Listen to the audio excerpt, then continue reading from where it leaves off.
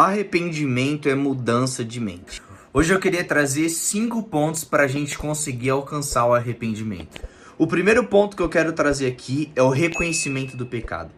E a primeira coisa também que a gente tem que entender é que o reconhecimento do pecado não vem através de nós mesmos, mas vem através do Espírito Santo. Então, se você está em pecado, se você está fazendo alguma coisa de errado, pare, pense, analise, que o Espírito Santo vai te convencer do pecado, se isso que você está fazendo é certo ou é errado. Bom, o segundo ponto é o constrangimento e a tristeza pelo pecado. Porque quando nós reconhecemos o pecado, isso nos constrange. E o que a gente precisa entender também é que isso é um incômodo do Espírito Santo. Lá em Isaías 57:15, na parte B, diz que Deus dá ânimo e força, vontade de viver para aqueles que estão abatidos e tristes por causa dos seus pecados. Então, a gente entende, e o que a gente precisa ter em nosso coração é que nós precisamos perseverar, porque existe esperança para aquele que está em pecado, porque Cristo morreu na cruz. E também mais o que a gente precisa entender é que nós, quando estamos pecando, nós não precisamos ter pressa para voltar ao púlpito, mas pressa para voltar para a presença de Deus. Bom, o terceiro ponto é a confissão do pecado e o pedir perdão pelo pecado. A gente vê isso lá em 1 João 1,9, que duas coisas que a gente precisa entender dentro desse tópico aqui. Que o pecado ele não se conta, o pecado se confessa.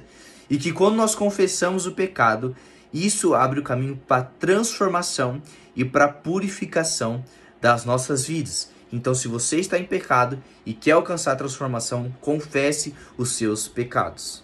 O quarto ponto, pós-confissão dos pecados, é o abandono do pecado. Cara, não tem como a gente passar por esses processos sem abandonar o pecado. A gente não vai alcançar a mudança, a transformação sem o abandono do pecado.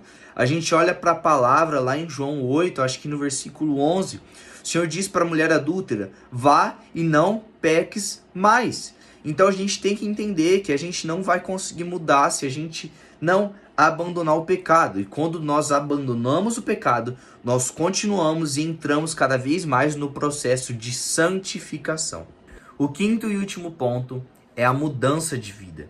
Mateus 3,8 diz, produzir, pois, frutos dignos de arrependimento. E a gente tem um exemplo perfeito na palavra para isso. Paulo. Para você que não sabe, Paulo era Saulo, um dos maiores perseguidores de cristãos da palavra. Porém, depois do arrependimento e quando ele é encontrado por Cristo, ele se torna Paulo. E cara, olhando para isso, olha que poderoso e que interessante. O que o arrependimento pode fazer na vida de uma pessoa.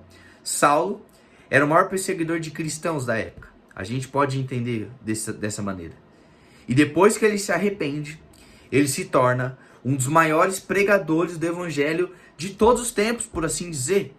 O cara que quase todo o Novo Testamento foi escrito por ele. Então, é tempo de arrependimento. O arrependimento gera transformação, gera mudança de vida. E é isso que eu e você precisamos entender. Esse foi o nosso vídeo de hoje. Se você gostou, Deus abençoe e até a próxima.